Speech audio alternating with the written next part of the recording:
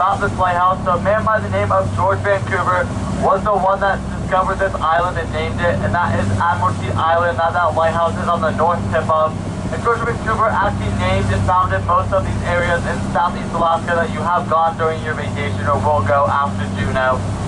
But when he did arrive to this island, he was welcomed by one of our local Native American tribes, the Tlingit tribe. This Tlingit tribe was here long before the Russians and the Americans. The Tlingit tribe welcomed him and his men with a giant, which is how that lighthouse got the name of Point Retreat Lighthouse. And Dakota, your host back here, is actually part Tlingit.